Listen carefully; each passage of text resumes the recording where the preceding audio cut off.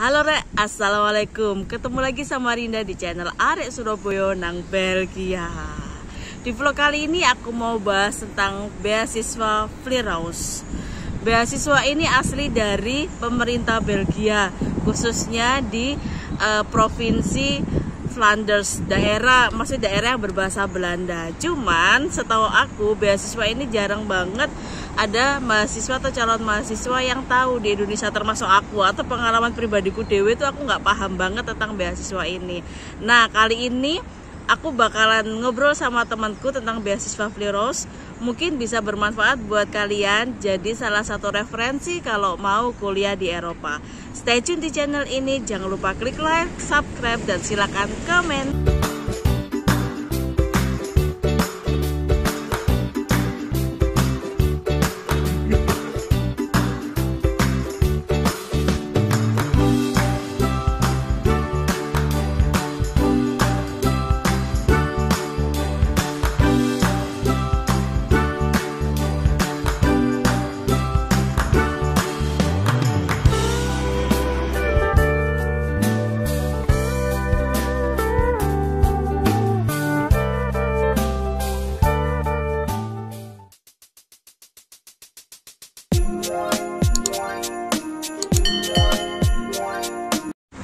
Halo Laura.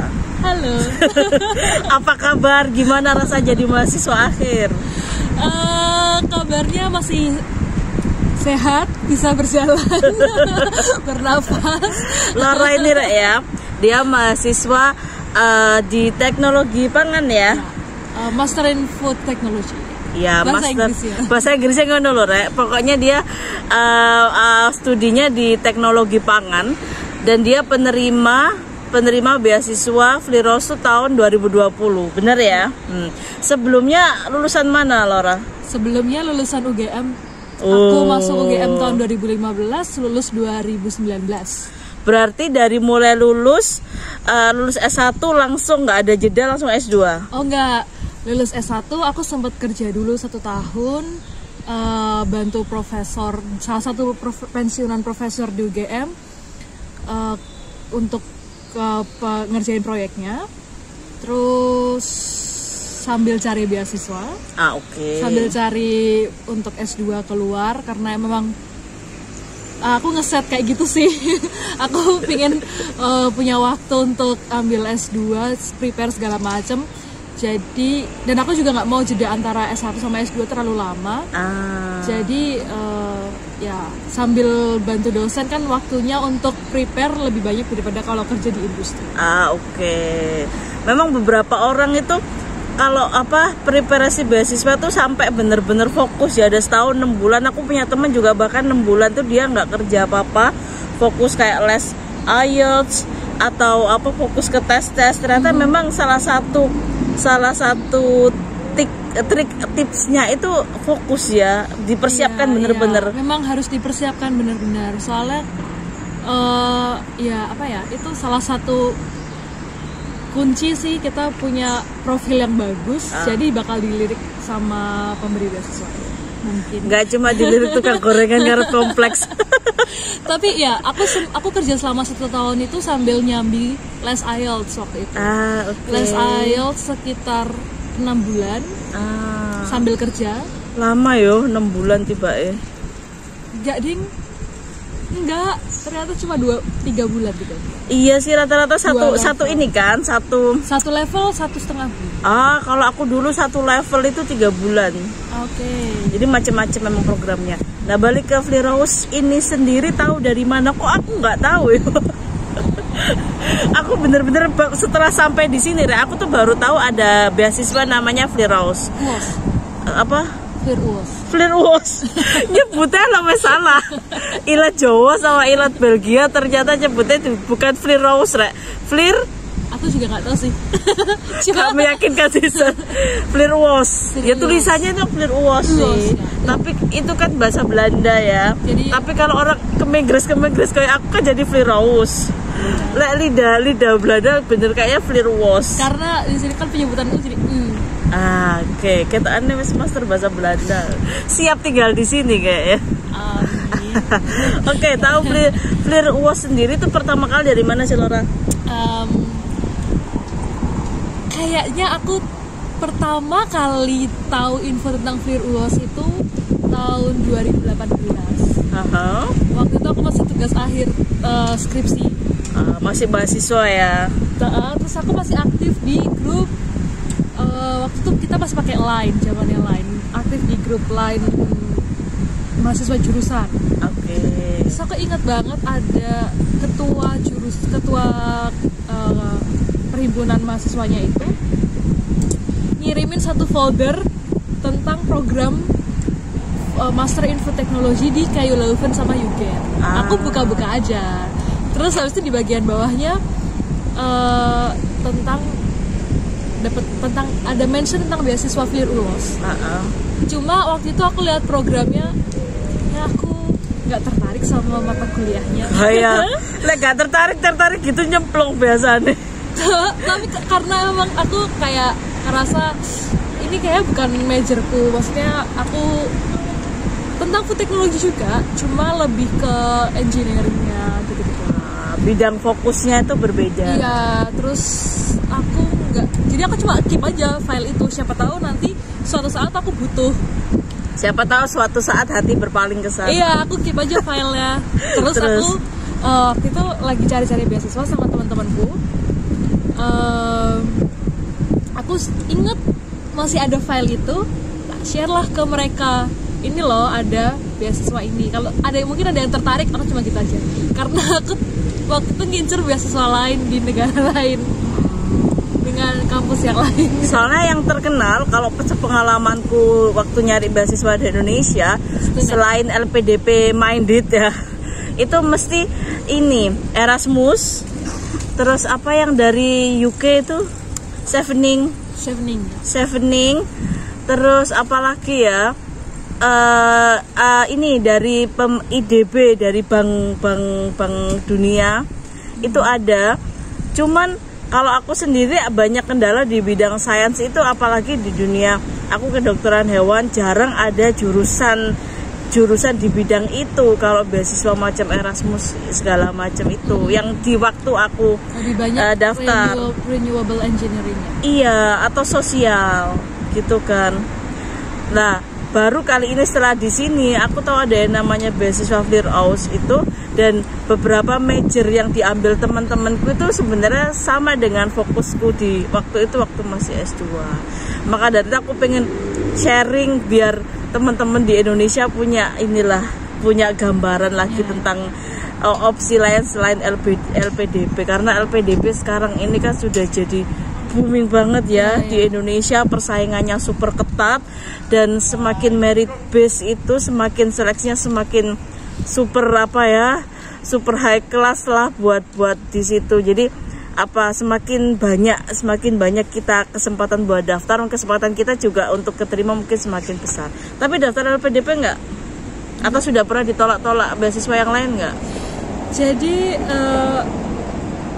perjalanan mencari beasiswa aku tergolong singkat. Aku ingin banyak berdoa. Di saat kita yang sering ditolak-tolak terus sebelahnya tergolong singkat, itu rasanya ya gimana gitu ya. Lanjutin dulu. Jadi aku tuh waktu itu mepet banget. Aku punya temen yang dia udah daftar banyak, udah keterima banyak. Ya itu tipe seperti aku tuh. Dia sering posting di Instagram sertifikatnya keterima beasiswa A, B, C, D. Terus habis itu aku kan kayak, wah dia udah daftar ini itu, udah dapat banyak. Aku kapan ya? Tapi waktu itu aku masih proses persiapan IELTS. Kalau dibilang pertama kali aku les IELTS itu skorku 4. Aku jadi nggak tahu apa-apa tentang IELTS. Aku IELTS pertama kali 5,5, tapi tetap aja seperti itu. Jadi nggak peduli kalian mulai dari awalnya sekecil apapun, hasil akhir itu masih rahasia. Belum tentu juga seperti itu. Bahkan aku sampai minder kalau bisa nggak ya aku dapat sertifikat IELTS buat daftar. Padahal sekarang bahasa Inggrisnya fluent banget loh, Rek. Asli. Terus habis itu ngomong bahasa Inggris aja gagu-gagu. tapi sempat bener aku tuh sempat minder banget buat, bahkan sebelum daftar aja aku sempat minder banget, dan aku konsultasi ke dosenku, aku mampu nggak ya buat kuliah di luar negeri, aku terkualifikasi nggak ya, sementara nilaiku tuh maksudnya banyak teman-temanku yang nilainya jauh lebih tinggi daripada aku. Iya.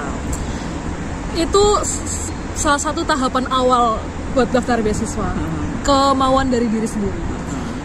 Terus waktu itu yang bikin aku aku mau mempersiapkan diri itu karena dosenku bilang banyak kok yang nilainya bagus, cuma yang mau untuk menjalani itu nggak banyak.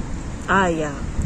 Yang mau untuk berusaha itu mungkin nggak banyak.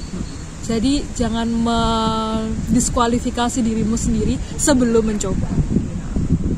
Jadi kadang tuh Itu orang lain pertama, lebih paham, kita tuh lebih berpotensi daripada kita sudah overthinking duluan. Kadang kita lihat diri kita tuh terlalu underestimate diri kita sendiri lah. Padahal amazing. Who knows? Kita Iya. nggak tahu. Terus itu tahapan pertama aku daftar beasiswa, convincing myself. Terus Akhirnya jadi nggak daftar beasiswa yang diincer itu? jadi itu mepet banget. Aku baru bisa tes IELTS itu sekitar tanggal 18 Januari 2020. Penutupan pendaftaran beasiswa 1 Februari. Padahal sertifikat beasiswa itu kayaknya keluarnya belakangan. Oke. Tapi untungnya waktu aku daftar 2 beasiswa waktu itu, pertama FLIR-UOS sama Stunet. Stunet itu di Belanda. Oh, Stunet malah pakai IELTS, nggak pakai bahasa Belanda. No, karena English program. Oke, alright. Terus habis itu aku daftar 2 beasiswa. Untungnya mereka ada syarat boleh mencantumkan sertifikat IELTS belakangan asalkan kita submit bukti kwitansi kalau kita udah daftar tes itu. Berarti ini nggak bisa dibohongin ya, Rek ya? Iya. Jadi ada bukti kalau kita sudah tes, cuma lagi nunggu hasilnya. Iya. Itu boleh disusulkan. Dan tapi mereka ada ala-ala aja. Oh, nanti disusulkan, padahal gurung les belum tes tuh nggak bisa. Nggak bisa.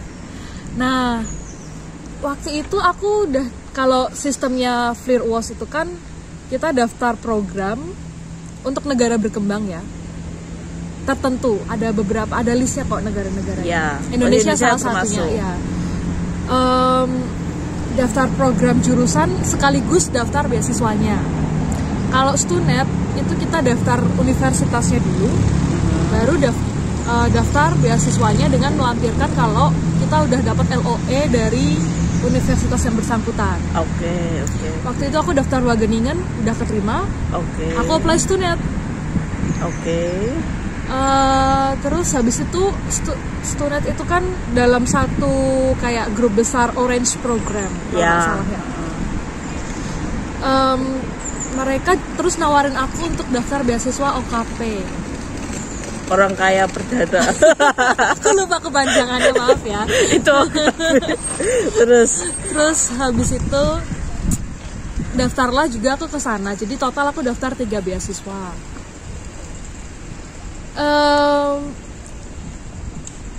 Aku nunggu sekitar 3 bulan kalau nggak salah. Udah cepet ya. Bulan Mei. Tapi penantian itu nggak pernah cepet sih. Selalu berasa sambil menanti-nanti gitu kan, keterima poga. Aku doa yang banyak waktu itu. Solihah dia, Bu. Kemudian yang pengumuman pertama FLIR. Sebenarnya itu kayak waktu aku daftar FLIR itu karena aku dikejar-kejar sama teman kerjaku. Ayo daftar aja, kita nggak pernah tahu rezeki kita tuh di jalan yang mana. Ya benar. Aku waktu itu udah mantep banget, aku mau Stunet, pokoknya Stunet. Aku A sampai B, aku maunya ke sana. Ngeyel kan. Iya. Padahal Tuhan punya rencana yang lebih baik. terus habis itu temanku ngejar-ngejar banget, teman kerjaku waktu itu. Okay. Tapi aku bersyukur banget sih, kayak dia sangat mendorong aku waktu kirain bersyukur banget dikejar-kejar. Aku sering diginiin teman-teman. Ini kalau kerja bareng aku tak bully terus, Rek. Emang biro jodoh satu ini luar biasa. Oke, lanjutin. Terus habis itu saya pernah tadi langsung play gara-gara dikejar-kejar. Dimotivasi temanmu. Dimotivasi temanku buat daftar. Akhirnya aku daftar. Cuma karena dari tahun 2019-18 aku tuh kayak udah mikir kayaknya ini bukan major aku deh. Maksudnya aku kurang mencintai subjek ini. Yang mana yang di Flir yang di Flir. Gaya kurang mencintai. Terus lanjutin dulu sebelum dibully. Terus habis itu tapi ya udahlah, kita nggak pernah tahu rezeki yang mana. Cuma dalam doa itu aku kayaknya aku bakal keterimanya Flir Awards. Jangan nangis terharu ya. Maksudnya aku udah ngerasa kayaknya aku yang keterima yang Flir Awards. Aku bakal sampai bilang ke temanku, kalau aku keterima yang Flir Awards gimana? Malah ya gak nih diniat itu dapet coba. Terus habis itu akhirnya beneran jeder. Pengumuman pertama keterima, pengumuman kedua Stunet ditolak, pengumuman ketiga OKP ditolak. Kan. Terus habis itu tahapan kedua, ketiga. Jadi pertama niat, yang kedua mendaftar. Jadi niat dan mempersiapkan diri. Mendaftar, kalau nggak daftar nggak mungkin keterima sih. Bener. Terus habis itu menerima hasil dan mengambil keputusan berangkat atau enggak. Karena detik-detik sebelum keberangkatan aku tuh hampir cancel beasiswa itu. Pertama karena COVID. Iya.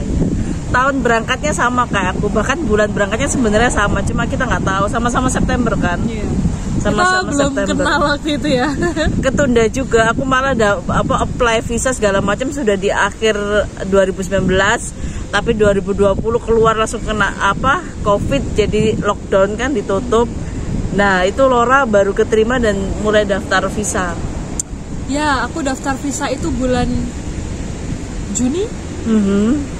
Dan dibukanya Agustus waktu itu lockdownnya buat bisa mulai datang. Well, karena aku dapat beasiswa Flir Awards, kayaknya ada prestis untuk dipermudah pendaftarannya. Oke. Visa. Oke. Karena itu kan beasiswa dari pemerintah Flanders. Mungkin kalau yang Jepang kayak beasiswa Max itu kali ya, yang beasiswa dari pemerintah Jepang itu sendiri. Atau Korea dari yang kayak region tertentu. KAGSP atau apa, yang Korea kan juga ada dari governmentnya. Kayak Jermannya DAAD itu. Oke. Kalau di sini Flir Awards, tapi mungkin bukan untuk Belgia secara umum. Flanders. Jadi, iya kayaknya udah pernah dijelasin ya. Belgia itu terdiri dari 3 region, berbahasa Belanda, Flanders, berbahasa Jerman, aku nggak tahu namanya apa ya. Nggak tahu, aku juga. Sama yang berbahasa Prancis, Wallonia. Nah, sama Brussel berbahasa 2. bilingual. Iya, bilingual antara Prancis sama Belanda. Nah, yang aku tuh dapat beasiswanya dari pemerintah region berbahasa Belanda, Flanders. Oke. Nah, terus itu kan dipermudah tuh visanya. Jadi, soalnya anaknya negara. Jadi kayak punya izin yang mungkin punya privilege lah ya. Karena ngurusnya gampang sih. Cuma waktu itu buat bolak-balik ke Jakartanya yang agak ribet. Nanti buat bolak-balik ke Jakarta ngurus visa aku bikin sesi sendiri, karena ada cara-cara yang lebih mudah buat ngurus visa. Tapi aku nggak spill di sini, soalnya masih banyak yang harus kita gali dari beasiswa Flir Awards ini.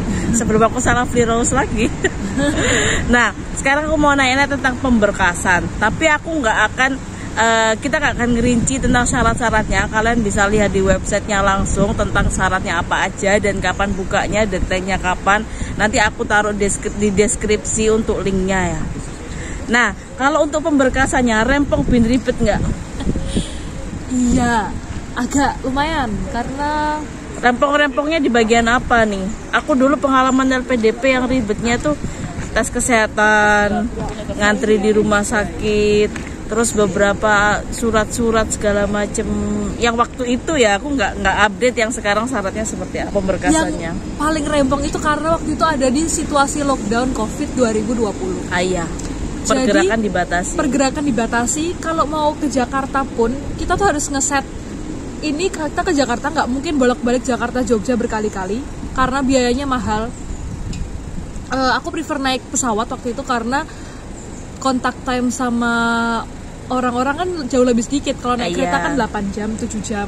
Kalau naik pesawat cuma 1 jam. Nah itu biaya mahal. Yang kedua harus karantina kalau balik ke Jogja. Maksudnya orang tuaku waktu itu, mamaku ada comorbid, terus ya orang tuaku udah sepuh lah istilahnya. Jadi aku harus menjaga kan. Oh, waktu itu pindah kota aja udah karantina ya? Pindah kota harus karantina.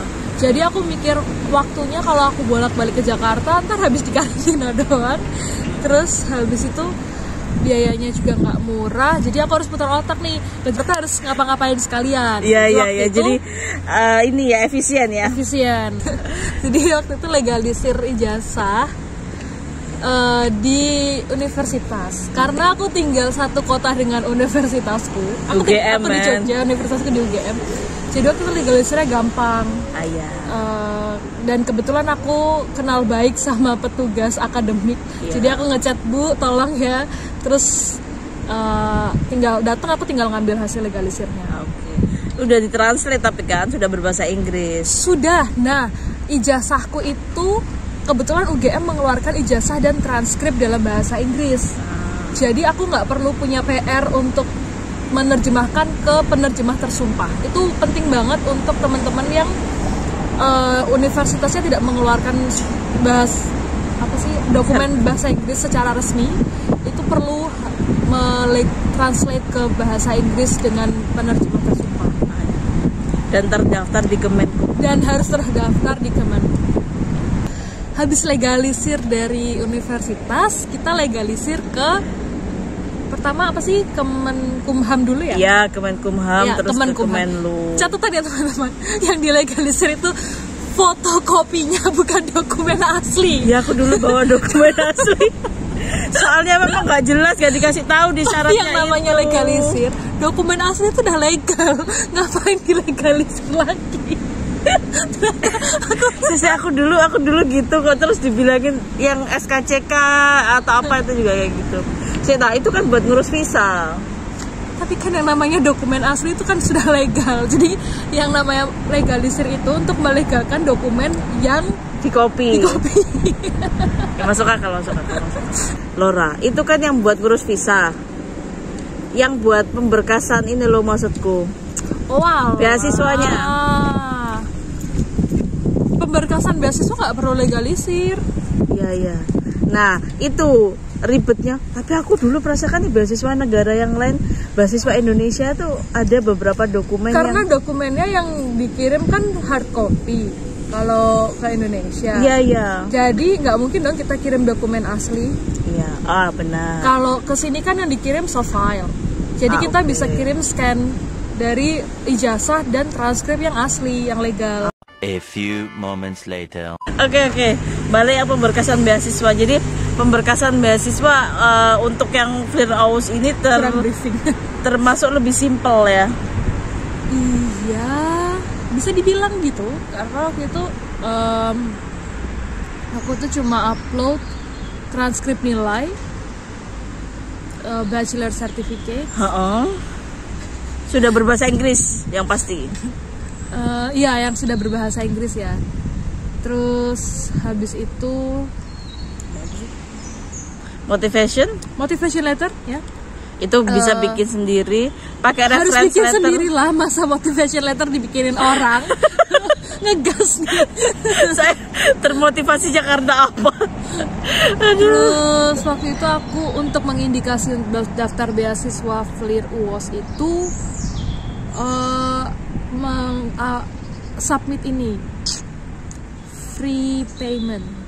Jadi ada universitas yang kalau kita daftar pun bayar. Iya. Nah ini kita ada form yang konfirmasi kalau kita tuh nggak perlu bayar. Jadi itu kayak otomatis jadi indikasi kita juga daftar beasiswa FLIR.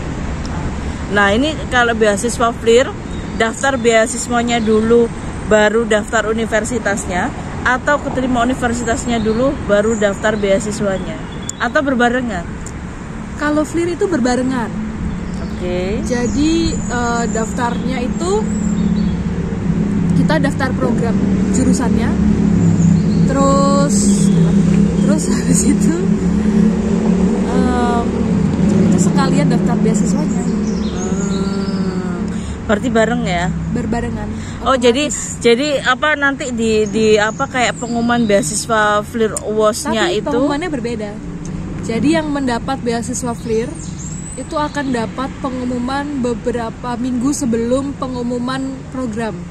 Oke. Jadi waktu itu aku udah dapat email duluan dari FLIR menyatakan bahwa aku diterima. Tapi program studi belum ada kabar. Tapi dari program studi belum ada kabar. Okay. Nah, sementara teman-teman aku itu mereka waktu dapat pengumuman kalau diterima program studi dinyatakan kamu tidak mendapatkan beasiswa FLIR, tapi diterima program studi. Kalau mau melanjutkan prosesnya, kamu harus membayar misalnya kayak self funding. Ya. Jatuhnya kayak self funding. Terus ini pakai tes nggak? No. Jadi hanya seleksi berkas. Jadi yang kunci utama itu menurutku motivation letter sih.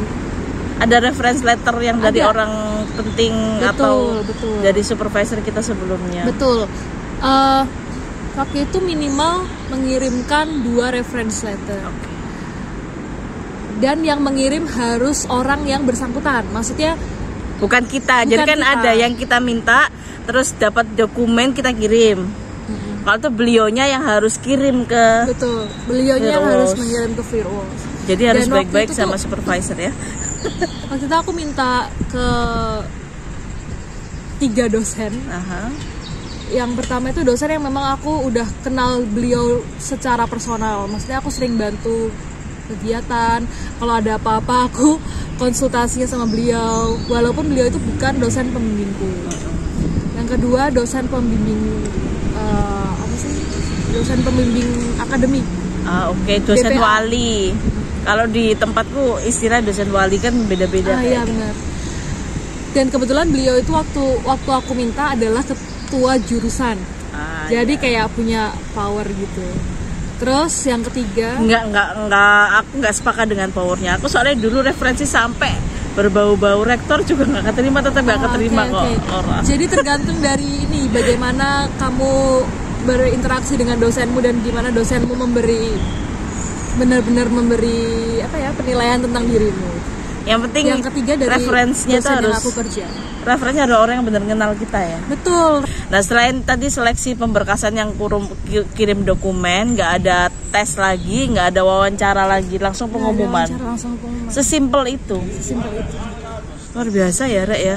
Nah sekarang yang terpenting, benefitnya, seberapa sultan mereka kasih kamu funding di sini Laura? Kayaknya ini standar deh. Standar. Kayaknya yang beasiswa LPDP pun kadang dapat lebih daripada kita. Ternyata beasiswa kita lebih sultan. LPDP tuh lebih sultan ya, mohon maaf. Mohon maaf LPDP kalian sultan sekali gitu. Terus aku dapat biaya untuk berangkat ke sini dibiayai oleh mereka. Ya, kelas eksekutif. Mestilah ekonomi ya kelasnya mahasiswa. Terus dapat logistik allowance. Logistik allowance tuh kayak buat jadi bulanan. Itu buat enggak itu kompensasi untuk biaya kita ngurus visa. Oke. Persiapan kita berangkat ke sini itu dapat 150 euro waktu itu. Oke. Visanya aja nggak segitu, 400 euro. 1.500 sampai 150. Aku bisa gratis. Oh iya ya, aku bayar. Bedanya yang beasiswa anak negara sini dan beasiswa eksternal itu beda. Oh, jadi dapat yang setiap bulannya itu Monthly Berapa nih boleh allowance-nya spill untuk yang award di tahun 2020? Siapa tahu sekarang udah naik. kayaknya masih sama sih. Cuma kita setiap akhir tahun ada kayak evaluasi uangnya cukup atau enggak. Kalau nggak cukup ditambahi. Maybe. Berarti kamu selama ini cukup, nggak pernah protes. Maksudnya untuk tahun berikutnya. Oh, berarti yang enak dievaluasi. banget, langsung dievaluasi, langsung dinaikin. Ya gajinya. dievaluasi angkatanmu, tapi yang mendapat benefit angkatan setelahnya. Oh ya, oke lah. Memang harus. Boleh di-spill nggak berapa euro?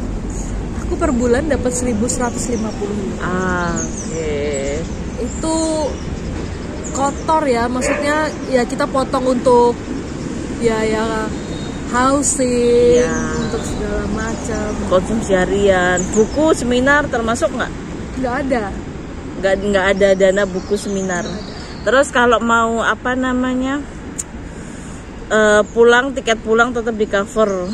Tiket pulang tetap di cover asalkan kita mau pulang dalam range waktu yang mereka tentukan. Oh oke. Jadi 2 tahun itu maksudnya kan? Maksudnya ntar aku udah dikirim informasi sih untuk pulang. Kayaknya untuk pulang sebelum Oktober itu tiket bakal di cover sama. Kalau setelah Oktober nggak di cover. Beli sendiri. Oke. Terus imbal balik yang diminta beasiswa Flir Awards terhadap awardnya itu apa? Kalian harus mengabdikah di sini atau harus mengabdikah ke negeri asal atau harus balikin sesuatu ke mereka feedbacknya? Peraturan yang dulu itu kita harus balik ke Indonesia, maksudnya ke negara asal untuk mengabdi di negara asal. Baik ya mereka. Maksudnya memang karena visi dan misinya mereka tuh untuk membantu negara-negara berkembang, dan kualitas meningkatkan pendidikan. kualitas pendidikan dan teknologi yang ada di negara asal ya. Kita pindah lokasi sebentar ya Rea, soalnya tadi mataharinya semakin terik. Nah, mumpung cerah jadinya tuh buramlah wajah cantikku tidak terlihat dengan bahagia. Ketularan aku. Iya, aku cantik. Itu adalah password kita. Oke, benefitnya tadi berarti kita nggak ada kewajiban buat mengabdi di Belgia, bahkan harusnya kita pulang ke Indonesia. Cuman terkontrolkah itu? No. Jadi kesadaran hati aja ya. Mau lu ngabdi nggak apa-apa. Kalau sekarang itu dengan adanya kebijakan baru dari pemerintah Belgia untuk visa sukiar, kita boleh stay di Belgia. Maksudnya nggak harus pulang. Iya di Belgia 1 tahun 2 tahun ini kayaknya mulai ada namanya visa sukiar. Jadi mahasiswa yang sudah lulus dia bisa apply 1 tahun visa buat mencari pekerjaan di sini. Dan nanti detailnya tuh persyaratannya tuh kalau kalian pengen tahu komen di bawah, aku bikinin vlog sendiri. Nah ini mau sukiar kayaknya dia masih mikir. Terus berarti aku mau cari uang sih. Ya, aku juga loh. Kita sama cari uang. Sama kita cari uang. Ibu-ibu para pencari uang. Jadi benar-benar kayak angel investor ya si beasiswa ini, karena dia tidak mewajibkan feedback yang mulu untuk mengabdi atau bekerja di suatu negara, baik negara asal kita maupun asal pemberi beasiswa. Terus ini teman-teman kalau pengen daftar gini ada tips and triknya nggak biar peluang keterima lebih gede nih? Mungkin ada saran atau gitu aja sudah simple? Apa ya? Kalau aku tadi yang penting sebenarnya udah aku sampein di awal sih. Yang pertama harus ada niatan diri. Yang kedua nggak cuma niat doang, ya bergerak. Maksudnya siapin IELTS. Kalau IELTS minta berapa sih? Kalau Flir 6,5. Wow. Minimal. Dari 4 sampai 6,5 berarti proses memang tidak membohongi hasil nih. Dia kan katanya awal 4 sampai bisa 6,5 sekarang. Oke. Terus apa lagi? Niatan, persiapan itu penting. Aku bikin motivation letter itu 6 bulan. Gila. Toponya di mana? Karena aku benar-benar kayak apa ya? Aku mungkin nggak tahu kalau cerita dari teman-teman yang lain bisa berbeda. Cuma kalau aku dari pengalaman aku pribadi, aku tuh pingin bikin motivation letter yang benar-benar apa sih yang mendorong aku buat daftar beasiswa buat lanjut kuliah itu sebenarnya apa? Oke. Jadi Jadi terdalam itu motivasinya- sebenarnya apa? Jadi aku pingin nulis itu jujur, benar-benar ya. dari apa ya? Aku terpanggil buat apa gitu. Dari hati yang terdalam. Jadi motivation itu lebih berkesan, bukan hanya motivation standar yang ingin memajukan bangsa dengan teknologi terus akhirnya nggak balik. Jadi mending di terdalam bagaimana nggak balik nggak apa-apa kan. Yang penting motivasinya tuh dibuat dengan hati ya. Karena selalu ada kesan kalau memang kita bikinnya tuh bener-bener dari apa ya, dari apa yang kita rasakan sendiri. Aku sebenarnya lihat contoh motivation letter ya dari internet. Dan Tapi itu standar tapi ya itu kan standar kebanyakannya. dan template. Sangat Jadi template ya sekali. sebenarnya aku ngikutin alur flow-nya, aku ngikutin dari situ. Cuma aku kembangin sendiri yang benar-benar apa yang aku pikirkan, apa yang aku rasakan, itu aku tuangkan di situ. Terus yang ketiga daftar. Ya kayak tadi kan nggak daftar kalau ini quotes dari dosen aku, beliau selalu bilang, gimana sih cara daftar beasiswa? Ya daftar. Kalau kamu daftar, kemungkinannya itu ada 2, ditolak atau diterima. Jadi sudah jadi 50%. Kalau kamu tidak mendaftar, kemungkinannya hanya 1. 100% Nggak bakal ditolak. diterima. Bukan ditolak, bahkan 100% nggak akan dapat. Jadi bedanya ditolak dan nggak dapat itu beda. Kalau ditolak sudah ada usaha terus nggak dapat, tapi kalau sudah definitely nggak bakal dapat ya nggak daftar. Pilihanmu untuk tidak diterima. Iya, apalagi kalau udah nggak daftar tanya, kok bisa sih kamu gitu, hebat banget gitu, gimana sih caranya? Terus nggak daftar. Iya sudahlah, terserah ya. Oke, ini pertanyaan terakhir yang mungkin sering ditanyakan orang-orang tentang jurusan. Apakah beasiswa FLIR-UOS ini terbuka untuk semua jurusan? Even yang kayak sosial, ekonomi, politik, dan juga kita kan di bioscience, teknologi pangan, ataukah dia mengerucut ke beberapa bidang tertentu aja? Soalnya ada beberapa mention orang-orang yang bilang kayak, kalau beasiswa FLIR-UOS kamu pasti keterima asal jurusannya nggak terlalu banyak yang minat gitu. Bener nggak sih statement-statement seperti itu? Enggak. Gimana pendapatmu sebagai seorang awardee nih? Sebenarnya kalau FLIR itu mereka membuka jurusan yang bidangnya masih dibutuhkan di negara berkembang. Oke, ya masuk akal sih. Oke. Gak semua jurusan tercover oleh beasiswa ini. Salah 2-nya yang aku tahu ada Master in Food Technology kayak aku. Master in Food Technology. Yang kedua aquaculture. Iya, aquaculture Itu aku pernah tahu. Program yang ada rural development,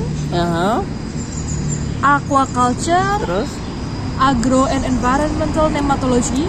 agro and environmental nematologi. Ya. Oke.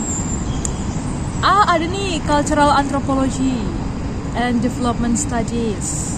Oke. Ini yang sosial ya. Ya, tiap sosial. Terus Master in Development Evaluation and Management, Epidemiology, Governance and Development, Globalization and Development, Human Settlements, Master of Science in Food Technology, Marine and Lacustrine, Statistik juga ada. Terus Sustainable Development, Transportation Science, sama Water Resource Engineering. Nah uniknya di FLIR itu sebenarnya sama sih, kayak mirip dengan Erasmus, tapi ini masih cuma dalam skala area di Flanders. Jadi kita bakal tersebar registrasinya di beberapa kampus, tergantung programnya, di beberapa kampus di region Flanders. Jadi kuliahnya berapa kampus gitu ya? Iya. Ada yang temanku dia di Brussel iya, di Gent iya, di Leuven iya, di Antwerpen iya. Capek sih travelnya. Tapi seru loh. Ya, Terus karena kalau bedanya kalau Erasmus kamu kuliah tersebarnya mungkin kayak per semester ya, pindah-pindahnya. Kalau Flir itu bisa kamu tinggalnya di Brussels, tapi kamu hari ini kuliah di kota mana, hari ini kuliah di kota mana. Per mata kuliah nggak? Iya. Tapi untungnya kalau yang programku yang Master in Food Technology, aku semester 1 di Gent, semester 2 di kota Leuven. Nah, tahun kedua itu kita menentukan based on topic thesis. Kalau aku pilih yang di Gent, jadi aku harus balik lagi ke Gent. Ada teman-temanku yang stay di Leuven. Oke. Flir UOS. Tapi kalau lihat dari beberapa jurusan yang sudah Laura sebutin tadi tuh ya sebenarnya sudah mewakili dari berbagai bidang. Ada kesehatan. Kalau yang kesehatan kayak dari kedokteran, perawat, kesehatan masyarakat, terus kayak aku kedokteran hewan, kayaknya cocok di epidemiologi. Itu bisa diambil oleh jurusan-jurusan kesehatan. Tapi kalau jurusan-jurusan sains tadi ada teknologi pangan, ada juga perikanan, ada juga agro dan nematologi. Terus yang sosial tadi juga ada manajemen, ekonomi kan. Ada ekonomi, ada di manajemen, terus ada antropologi, juga ada statistik.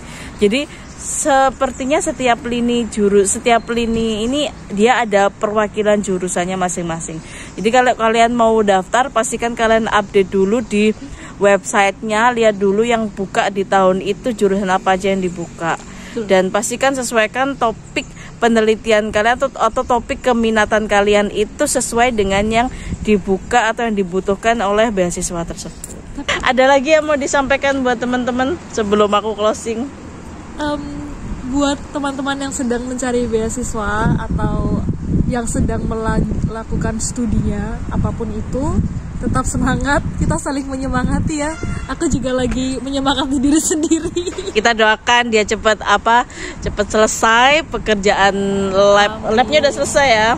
Labnya udah selesai, semoga datanya akurat. Amin, semoga everything lancar setelah ini, jadinya bisa lulus on time dan sesuai dengan harapan. Amin. Setelah itu karirnya kerja, bagus, bisa jadi cuan. Amin, bisa segera berkarya baik di sini atau dimanapun rezekinya ada di mana. Yang penting berkah dan memperkaya hati hidup ya. Kayak gitu aja vlog kali ini, panjang lebar luas, yang penting bermanfaat dan semoga bisa menghibur kalian dengan kerecehan. Jangan dianggap serius kalau ada hal-hal yang kita agak begejekan gak jelas, karena memang pada dasarnya kita temenan, kerja bareng, student job kayak gitu. Jadi banyak hal-hal kecil yang kita saling bully-bulian, tapi itu tanda cinta.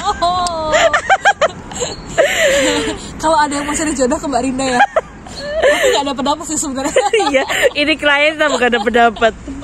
Terus gitu aja dari Rinda, cukup sekian. Dan Laura, nama lengkapmu siapa? Nama lengkapku panjang banget, Eleonora Valencia Sodemuda. Nah, dari Ibu Laura namanya panjang banget. Dari kita berdua, katakan kata kunci kita. Apa? Yang biasanya aku katakan di dapur. Aku 1, cantik. 2, 3. Aku cantik. Itu adalah kode kita. Bagus untuk mental health kita. Mengapresiasi diri sendiri itu penting. Iya bener. Ya segitu aja, kurang lebihnya sepurane sang akeh. Sampai jumpa di vlog berikutnya. Jangan lupa klik like, subscribe, dan silakan komen di bawah. Assalamualaikum warahmatullahi wabarakatuh. Bye bye.